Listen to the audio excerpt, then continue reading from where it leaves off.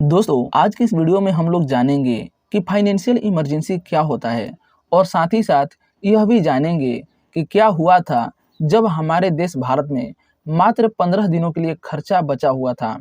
उसके बाद हमारा देश बिकने वाला था। उस समय देश की अर्थव्यवस्था को किस तरह से पटरी पर लाया गया था। तो चलिए बिना समय गंवाए इस वीडियो को स्टार्ट करते हैं। सबसे पहले हम लोग जानेंगे कि फाइनेंशियल इमरजेंसी एक्चुअल में क्या है, जिसका हिंदी होता है वित्तीय आपात। तो फाइनेंशियल इमरजेंसी पैसे से रिलेटेड प्रॉब्लम है।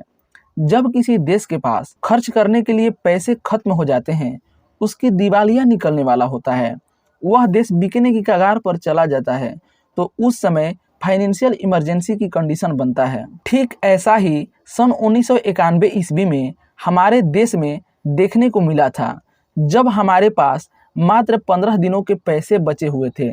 उसके बाद देश बिकने वाला था। विदेश से कोई भी चीज़ खरीदने के लिए हम लोगों के पास पैसा नहीं था। उस समय भारत के प्रधानमंत्री पीवी नरसिंहा राव हुआ करते थे और वित्त मंत्री डॉक्टर मनमोहन सिंह थे। तब प्रधानमंत्री ने सारा कमान मनमोहन सिंह को दे दिया।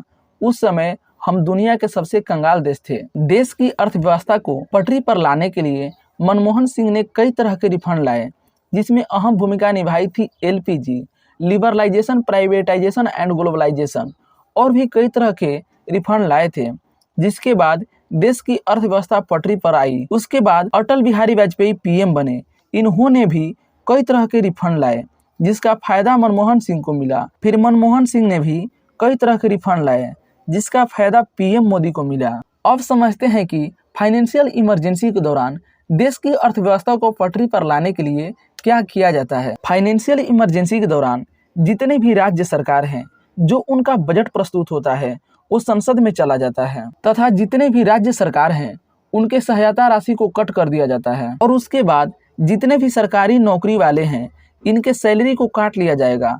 वो सैलरी कितना भी काट सकता है, पूरा भी काट सकता है, बाद में उस सैलरी को लौटाएगा नहीं। फाइनेंशियल इमरजेंसी के दौरान जितने भी तरह के टैक्स होते हैं, गवर्नमेंट उन सारे टैक्सों को बढ़ा देती है। अगर एक एग्जाम्पल के माध्यम से समझे तो जो सुधा के दूध 60 रुपया लीटर मिलता है, उस पर गवर्नमेंट कहेगी कि हमें 40 रुपया टैक्स चाहिए, तो वह सुधा के दूध 100 रुपया लीटर बिकेगा। तथा उसके बाद जितने भी सरकारी खर्च होता है उसे काट लिया जाएगा। जैसे जो बड़े अधिकारी होते हैं, उनके हर एक ऑफिस में न्यूज़पेपर आता है, सरकारी नाश्ता आता है, इन सारी सुविधाओं को रद्द कर दिया जाएगा। नेताओं का विदेश दौरा को रद्द कर दिया जाएगा।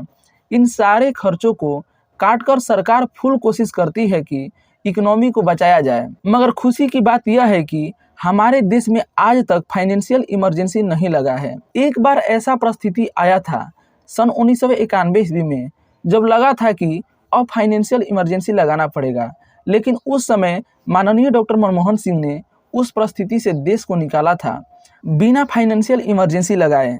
तो दोस्तों, आप डॉक्टर मनमोहन सिंह को किस नज़रिए से देखते हैं, कमेंट बॉक्स में ज़रूर बताइएगा। अगर वीडियो अच्छी लगी तो वीडियो को लाइक तथा चैनल को सब्सक्राइब जरूर कीजिएगा।